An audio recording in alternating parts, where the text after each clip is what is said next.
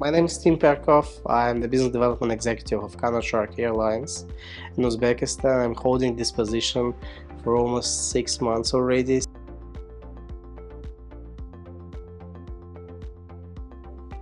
Well, first of all, I would like most probably to point out the two directions we work with our customers. The first one is we always stay connected to them via the social media, plus we have the website. Through the website they can submit their queries, they can submit their requests, they can get the updated information anytime they want. As for, let me say, the general road planning network, we do perform the analysis of the passenger traffic between the countries from Uzbekistan and to Uzbekistan. This allows us to see what routes are mostly demandable on the market. And with the use of this information, plus additional information we get from the customers and their willingness to travel to some particular states, we can manage what and where we need to fly.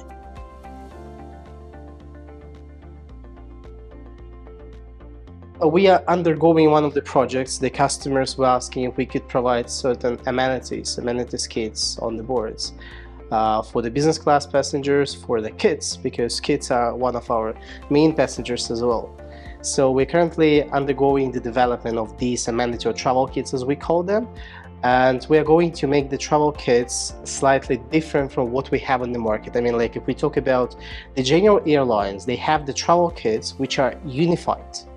But at the same time, we know our customers, so we know that not all the things they need to have in a traveling kit or travel kit or amenity kit, you can call it the way you want, are necessary for them on the short flights.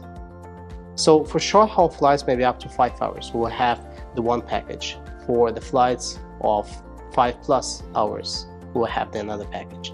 Same will work with kids. We're trying to develop the products that would be interesting for the kids, would probably train their math skills, critical thinking skills, give them the opportunity to play with each other. So we need to design the kit that would be interesting to the different ages of the people. Most probably we'll even develop several kits that would be ranged from like for the infants, for the kindergarten, and for the school kids. So I mean, like it might be different kits. And in this case, this case brilliantly demonstrates how do we listen to our customers, how we hear them. I mean, like I'm not talking about the, let me say, the pricing of the tickets. This is unfortunately what not many companies can change because of the higher fuel price in Uzbekistan. But if we talk about the customer services, if we talk about the in-flight entertainment, yes, we do listen to them.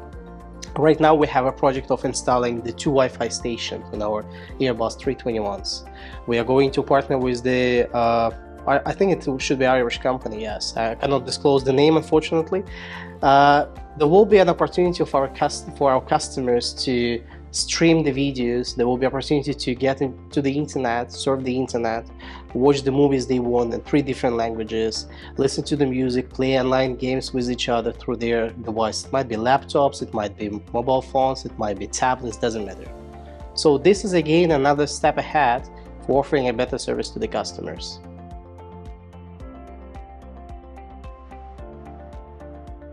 There was a case when 2 of our aircrafts had to go to the shop. We call it shop, like we call it repairing shop. So they had to go for the maintenance, 2 of them, one by one. And we had a very, very busy schedule for these aircrafts. I mean, like if we talk about the airline, you need to remember when the aircraft is on the ground, it's unprofitable at all. So the aircraft is only profitable when it's in the air. And if the aircraft is staying in the shop, in the repair shop for slight maintenance, for something major changes to be done, it's a waste of money. This is what we call costs. You cannot avoid it. And you cannot simply cancel the program because the passengers already bought the tickets. So what can you do is you need to find the spare aircraft. The thing is, we tried to get in touch with Uzbekistan Airways. They said, we can give you one of the aircrafts, but I mean, like, it will be very short period of time, so we can only cover half of your flights. Central Air could not help us. they had their aircraft busy. Fly Hiva, for example, airline, they had, if I'm not mistaken, they had no legal documents to perform flights to this country at that time. That was Turkey, it was Istanbul. So we got in touch with our partners from Southwind Airlines. This is the company is based in Antalya, and they helped us. They leased an aircraft to us, but it was tough. Why? Because let me say the flight should be carried tomorrow. Literally, we have no aircraft today by like 9 p.m. and we are not sure the aircraft will depart from Antalya, because in aviation the pilot should have a proper rest time between the flights. So if we are ordering the aircraft, we need to ensure we'll have the hotel booked here, we have the passengers informed, we have the official authorities in Uzbekistan informed, so they have all the approvals given to the Southwind Airlines to perform that ferry flight and then perform the flights our own flag, or the call sign as we call it. So I mean, like, that was a very tough time, and if I'm not mistaken, that day we left the office somewhere like after midnight. Until 4 a.m. I was sitting on a call with my Turkish colleagues, arranging the visa tickets and everything else. That was a tough time, but we managed to go through that. We even made some extra money.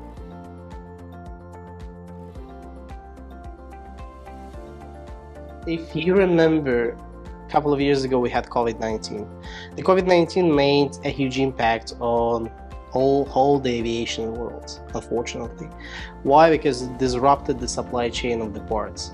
So imagine the situation, the world is getting back from the COVID. It's almost, the aviation world is almost fully recovered this year. I mean, like, the growth rate in 2025 is exactly the same as it was before the COVID. So we can say the aviation today is fully get cured. But the reason thing is, many organizations, they lost the time already.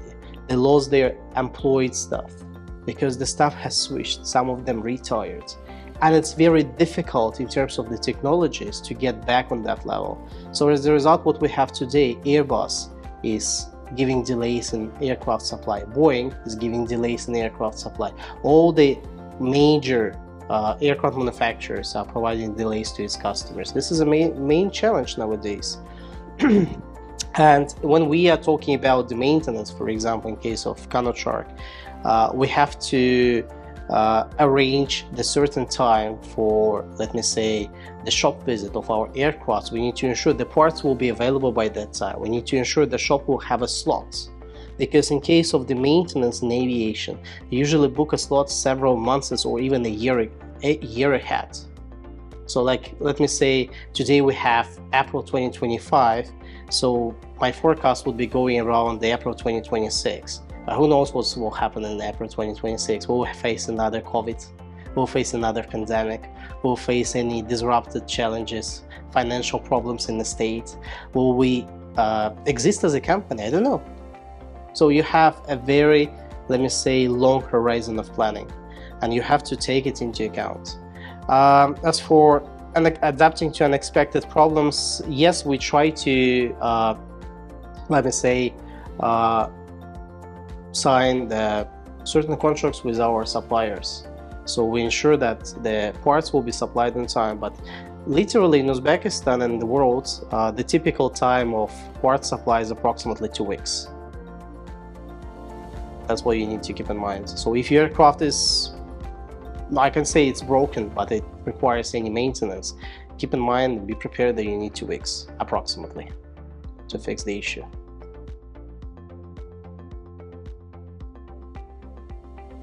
The Qanot Sharq started its history in 1997 as a cargo carrier. Through many years, they were carrying the cargo from Tashkent and to the other states, or between the other states, doesn't matter. In a short period of time, somewhere like in 2008, 2006, the Qanot Sharq had a period of time when they were leasing the Uzbekistan Airways aircraft, Boeing 757 if I'm not mistaken, to perform the charter flights. That was the first step. But still, majorly, the airline was the cargo one. In 2021, if you remember, the president of Uzbekistan, Shavkat Mirziyoyev, issued a decree that was aimed to stimulate the creation of the passenger airlines in Uzbekistan, and it became a boom. So many investors got into the business. There were some successful cases, some unsuccessful cases. For example, the Panorama Airways was promised to be a successful case, but they didn't manage to work well. Homo Air, that was a low-coster in Uzbekistan, but they disappeared from the market several months after starting their operations. They could not make a proper strategy. We need to know the thing that in Uzbekistan, you can have, let me say, the low-coster, but it's very hard to maintain the same level of the pricing for the tickets. Why? Because people here in Uzbekistan, they are very price sensitive. But at the same time, they want to get a good service for the same amount of money. So as for my personal observations, we could say that Qanot Sharq began as a low coster. That's what people usually say. Yes, at the beginning when we were planning our operation start, we were named as a low coster, but originally we were not. And we are no more low coster at all. Why? Because in Uzbekistan, people want to get the extra services, food, luggage, what else? The proper check-in time, and so on and so forth. So on-board entertainment. That's what low costers usually do not provide. But the low coster is not about, let me say, not giving the customers some certain services. No, low coster is about cutting your costs, keeping them low. How can you keep it low? You can actually use the same fleet of the aircraft. For example, we are using the Airbus 320, 321 family, which is giving us certain efficiency. Why? Because the ports in 320 and 321, they are all the same. So, I mean, like, literally, it's nothing changed. It's like you have the Chevrolet Tracker and Chevrolet Onyx. I mean, like, the base is the same. 330 Airbus is a larger one. Yeah, that's a bit different case. That's a bit different. But nowadays in Uzbekistan, there are no truly low-cost carriers at all. So all the companies, they are more or less switching to the full model or hybrid model of the service.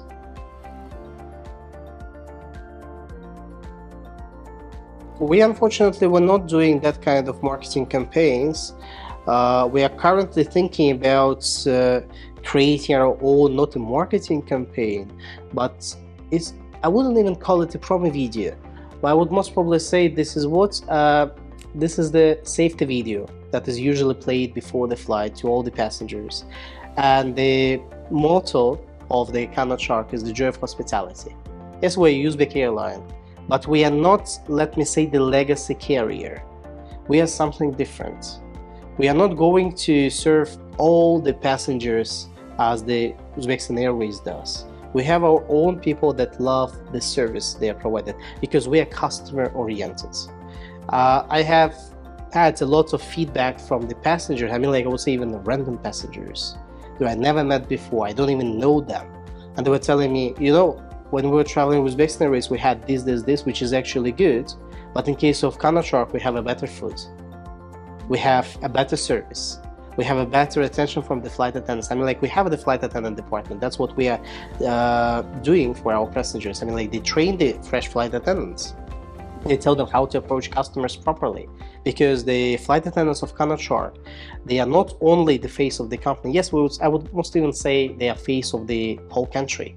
So representing the country, and thus, getting back to the topic, we want to create the safety video where we will demonstrate how Qanot Sharq helps people to stay connected, families to get reunited. We have, how many Uzbek citizens are in the country today? 37 million? Okay, good. How many of them are living abroad? Many millions living abroad. Some of them immigrated to the US, some of them immigrated to Europe, to Russia, to Dubai, to Pacific Asian region, doesn't matter. And we want to be the company that will be uniting these families back here in Tashkent. So we are going to operate flights to America. We already got the approval to perform flights from Tashkent to New York. And currently we are working with the suppliers to get the new and better aircraft that could reach the New York with the non-stop flights. And we will give them a better service. And we want to make a video that would be demonstrating how we'll help these families to get united for certain celebrations, maybe Navroz celebration, maybe something else, maybe New Year, we don't know. But that will be a project that is not presented elsewhere in the world, because I have seen a lot of safety videos from the major carriers in the world, and they are a bit different. Each of these videos is highlighting the certain culture of this country, and we want to highlight the hospitality of Uzbekistan.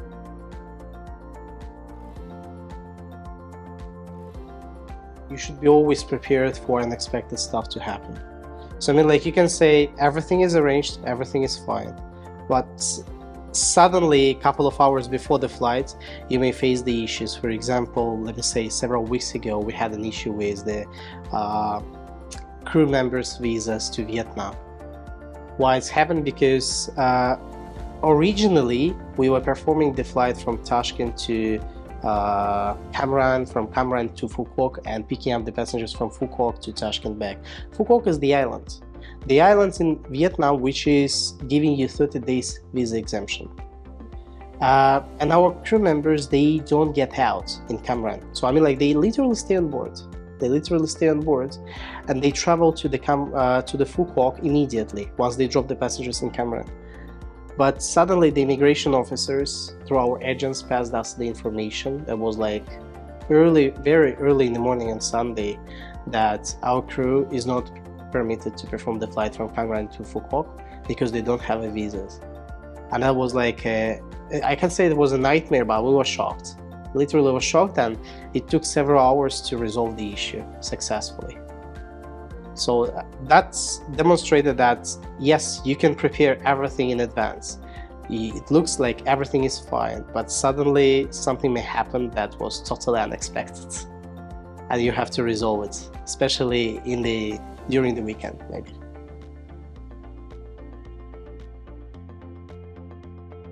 The academic knowledge that students get through the university becomes transformational when it gets connected with the real life cases from the industry. What I mean, the students, I've been a student and I taught at Westminster for 10 years. Yes, you may give the case to the students printed on the paper. It's fantastic. Students may read about this case, but the case happened maybe like 15-20 years ago, so it makes no sense today because the world is changing non-stop and the business environment is always changing.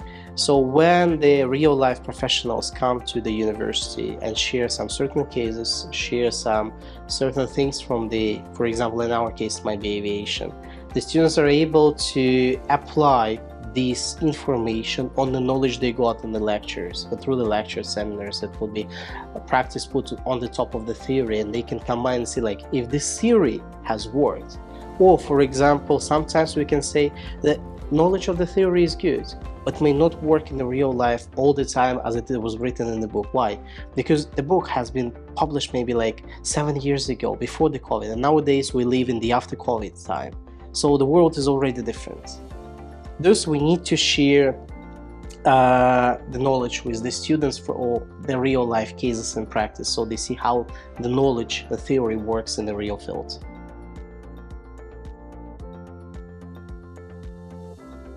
When I was a lecturer at WIUT, I've been teaching strategic management, I've been teaching negotiations.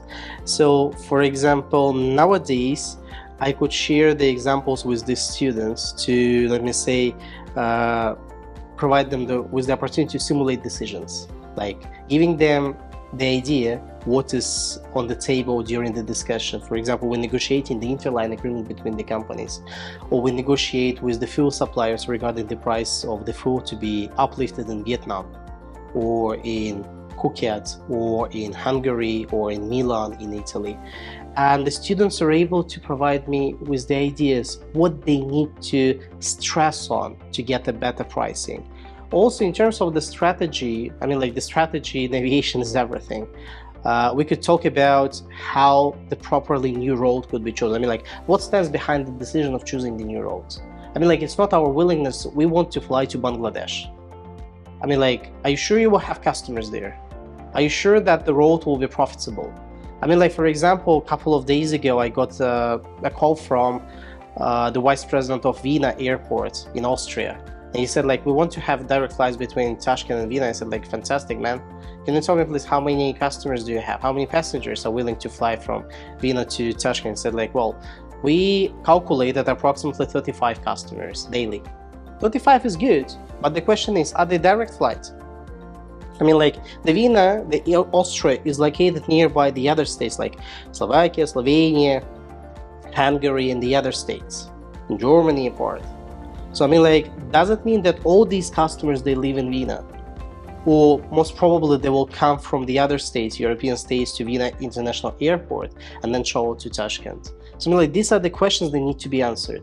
The next question is how much money we have to pay for the fueling there.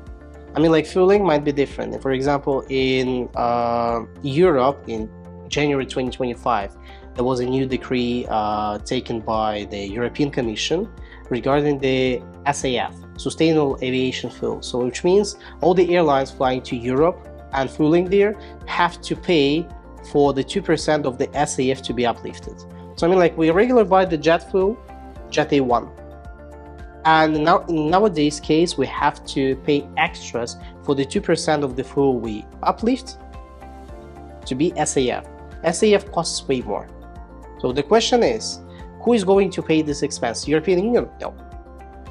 Our country? No. Carriers. And in this point, we have, let me say, willingness to increase the price for a ticket.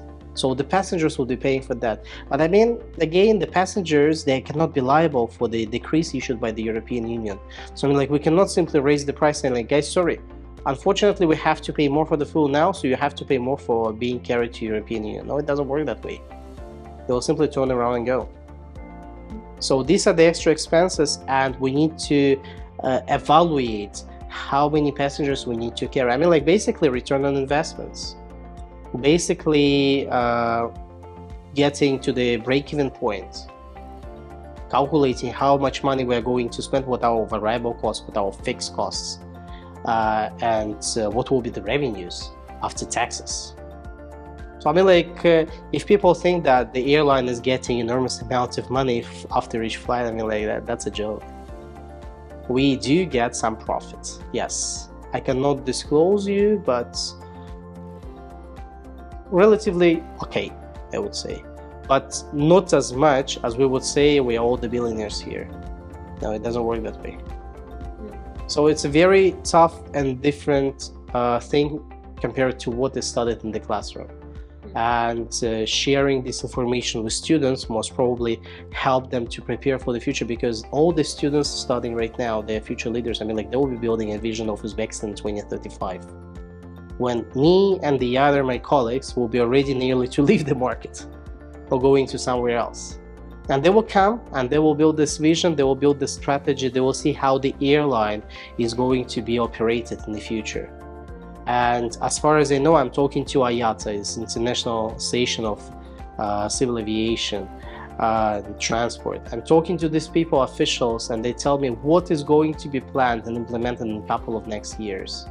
There will be a lot of new stuff to be implemented in aviation, and together they bring a lot of challenges for the airlines and regional airports. I don't know how it's going to be resolved, but maybe like in 10-15 years we will see the aviation and traveling experience of the customers on an entirely new level, something they've never seen before.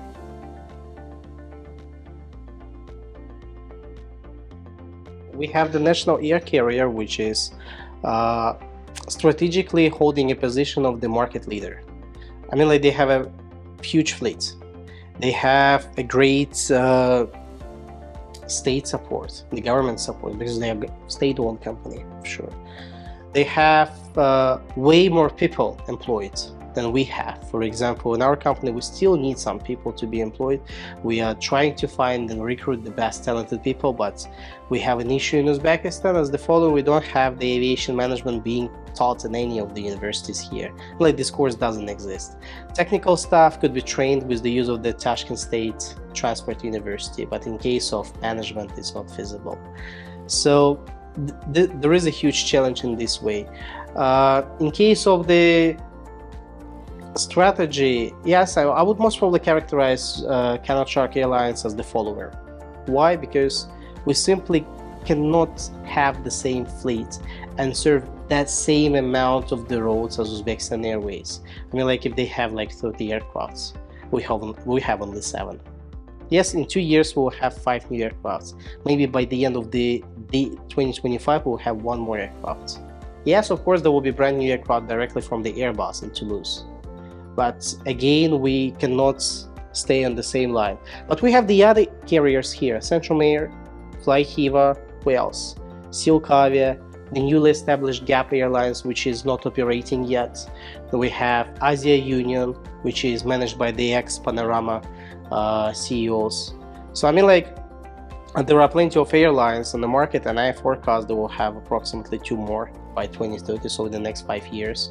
Might have 2 more carriers. Maybe one of them will be the cargo, maybe one of them will be the passenger-based airline. So I mean, like, I don't know, but the competition on the market will be growing up.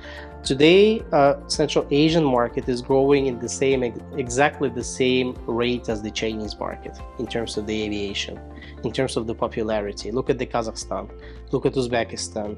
Yes, Tajikistan and Kyrgyzstan standing slightly behind us, but that's just a matter of time. It's a matter of reforms that will take place there, I hope soon, and they will be exactly in our position like we are today. Central Asian location, or maybe I would most probably be, I will correct myself, Uzbekistan's location in Central Asia forces us to rely on aviation a lot because we don't have access to the sea. We are surrounded by the other states. So the aviation for us is a good way to earn the money and transport the stuff, transfer the culture of Uzbekistan abroad. We could be the bridge between the Europe and the China or the Pacific Asian region, because this is the shortest and this is the direct way connecting these 2 parts of the Eurasian.